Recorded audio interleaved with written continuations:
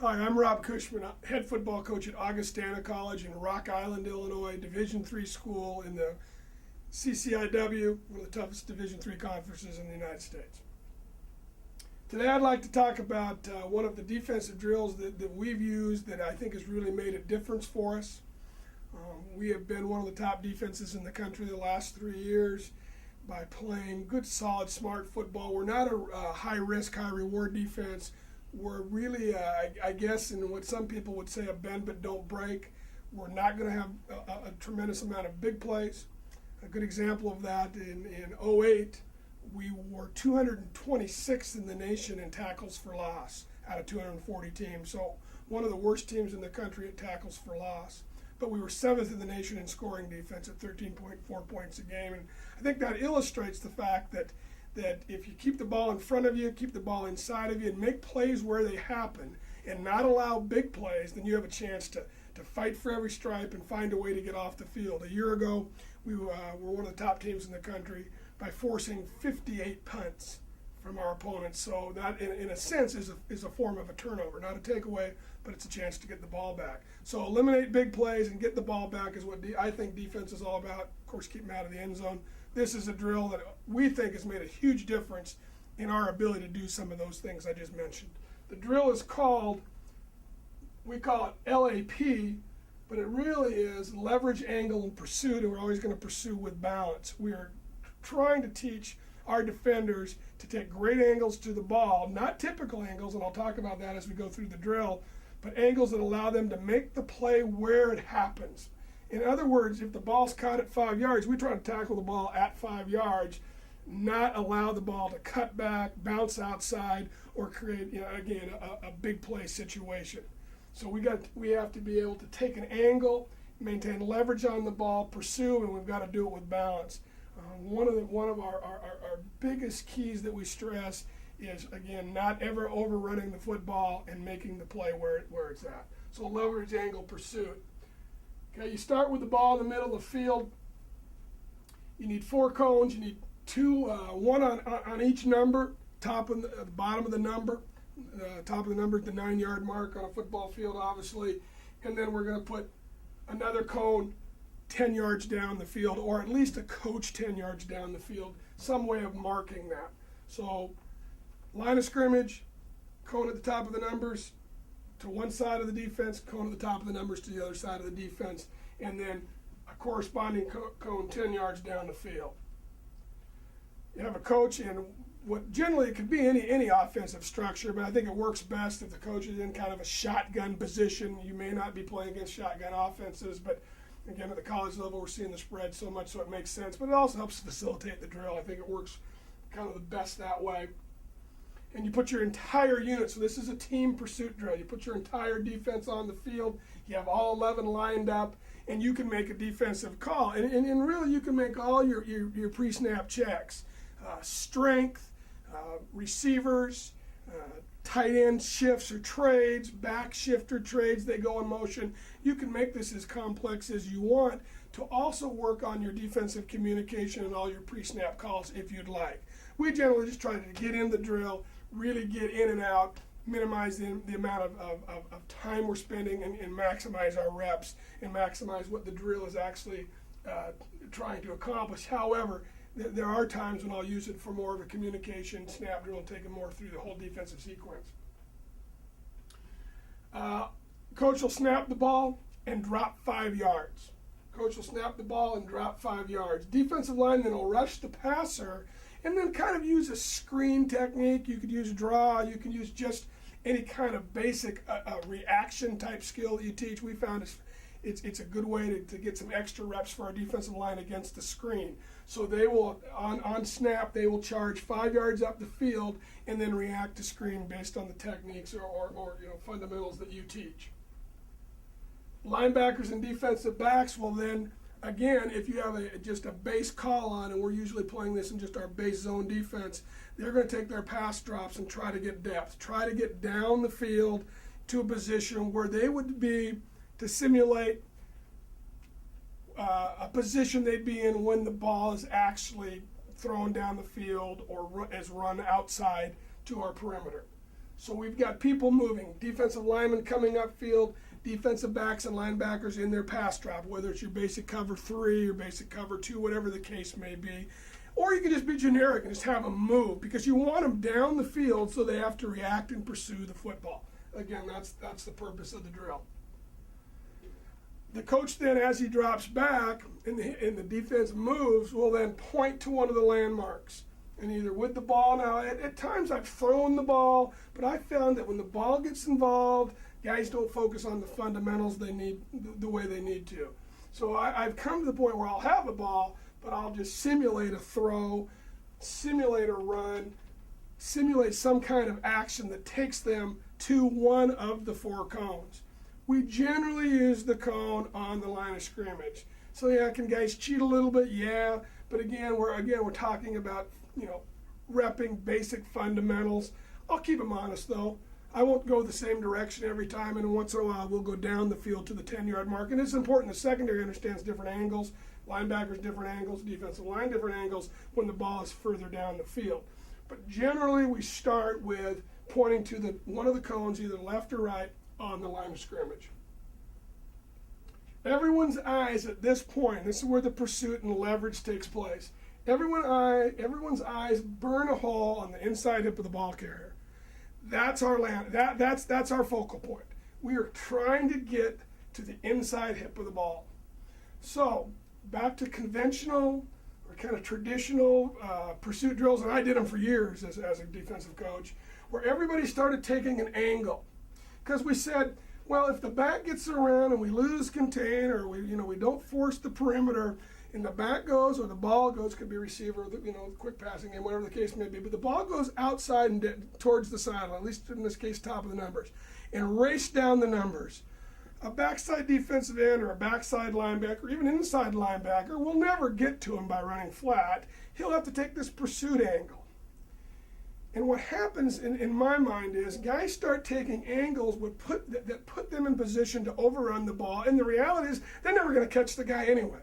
And in my mind, over all almost 30 years of doing this, the defensive end, the backside linebacker that's taking a huge angle, we've just given up a huge play anyway. And at that point, probably a defensive back or somebody in position that's down the field or at least on that side of the field has a better chance. Now, does once in a while does somebody from the backside have to run down a play? Absolutely, and we actually have a drill for that. But in this case, we're saying, no, we don't want the big play. We don't want to assume that I better take this huge angle and go 50 yards down the field and catch him.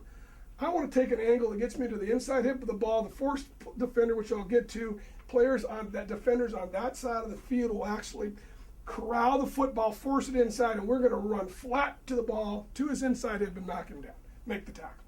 We want to make the play right there. That's a 5-yard gain. That's a 7-yard gain. We can live with that. Okay, now I know we want 3 and outs, but if we can get 5-yard gains and force them to go 14, 15, 18 plays to score, we feel that somewhere during that period of time we got a chance to make a play, get the ball back, force a punt. We don't have much defense for the 40 and 50-yard plays. Those are going to get in the end zone a lot quicker than the 3-yard gain, the 5-yard gain, even the 7 or 8-yard gain. So our guys' mentality is make the play where you have a chance to make the play. Don't give up the big play. And by not giving up the big play, we got a chance then to fight for the next strike. That's really important to us. So in order for that to happen, eyes to the inside hip of the ball. Not down the field where you might be, where he is now. Okay, and there's really even a caveat to that. We want to get to the inside hip of the ball with all the position groups. So in this case, defensive line is going to plant, retrace their steps, and go flat to the ball. Because again, I don't want them chasing down the field and trying to make a play they're never going to make. If we force the ball and turn it back inside, they run flat to the hip of the ball, they got a chance to make a huge play there. They got a chance to knock the ball carrier down and be in on the tackle. Now, obviously, there are some rules. Don't follow your own color, so we would get over the top. So there is some slight angle because we've got to get to a point where we can see the football, be in a position where we build a wall, even a vertical wall, because we build a horizontal wall versus run right at us. But now in this case, we want to try to get in a position where more people can make a play in case somebody gets blocked, because you got to remember the other guys are trying to block us during this whole period of time. Okay, so they're not going to follow their own color, and they're going to get over the top of the block. Okay. The force player to that side Okay, the force player that side has got to get outside the cone and force the ball inside. The field player fits over the top of any block and is inside the cone. So we have a force player coming outside, whatever the defensive call is, whatever you use in your scheme. Let's just say it's an outside linebacker, strong safety. He's going to force the football. And then we have, an immediate defender inside of him, or safety coming down that's the field player. In this case, maybe the corner's a secondary support player, and he's going to be an outside-in player. But we're going to turn that ball back inside. There's no chance for the ball to get outside. So your force is very, very important. So you obviously have to drill that and make sure guys understand that before you can get to your pursuit drill. But it's a critical piece of it. So we're going to force the ball inside. Okay, force player stays outside the cone and then turns the ball inside, field player over the top.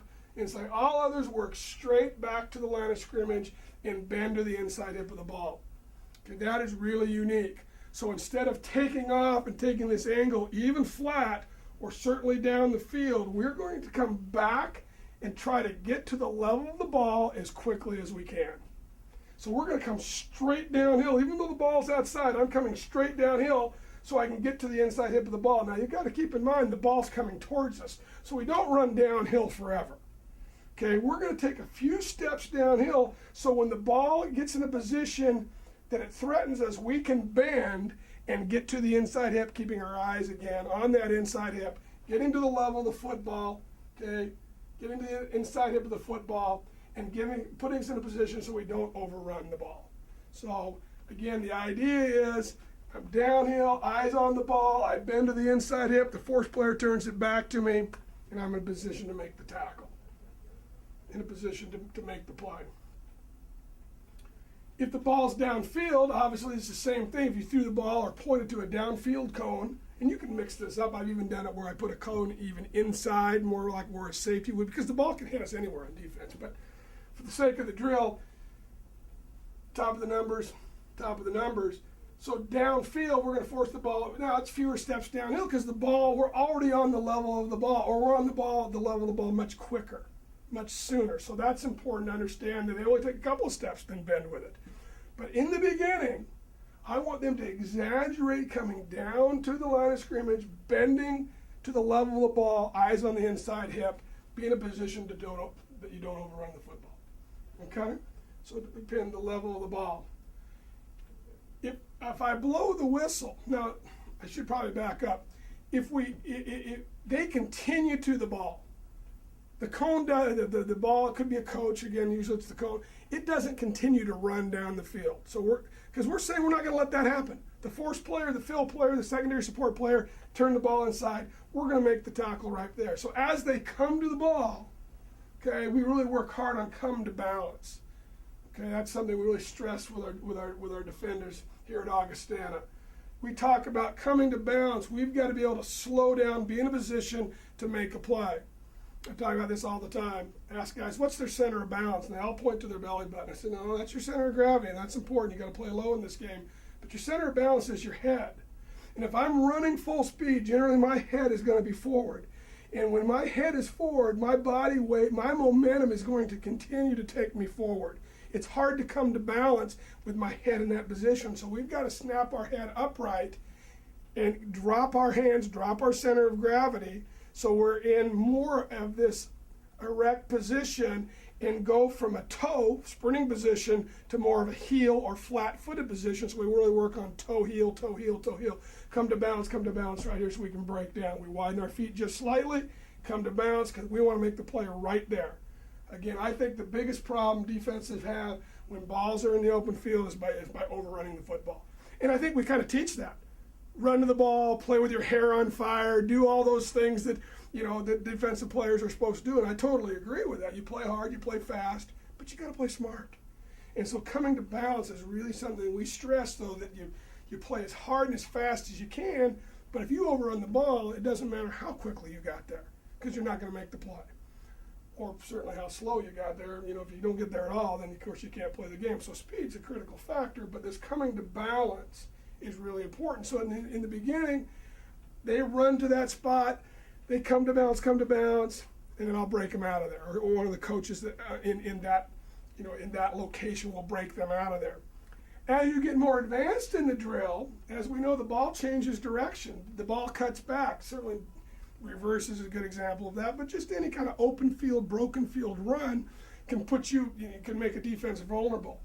So as they're running, let's say to the cone on their left, I'll blow the whistle. They need to come to balance, plant, change direction, and run to the opposite cone. So it can be really effective at learning how to play with balance, accelerating, driving out of the break, but be in a position to, again, react to the ball.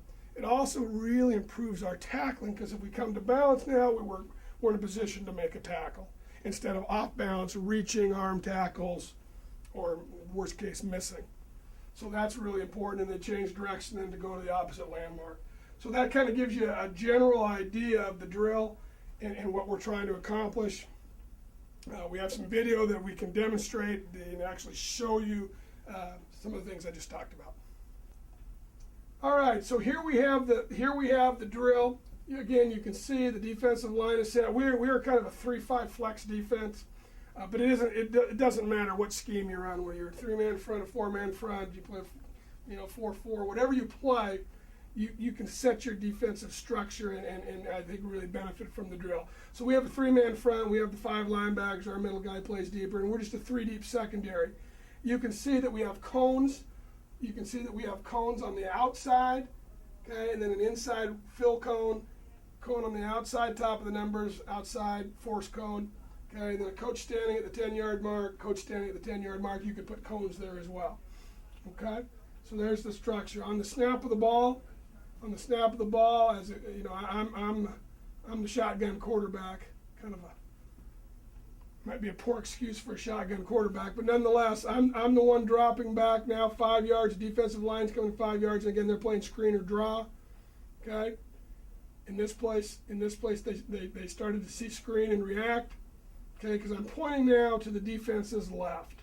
You can see that the linebackers and secondary, in this case, again, exaggerated drops, really trying to get movement downfield, so they really have to work hard to get into their pursuit angles.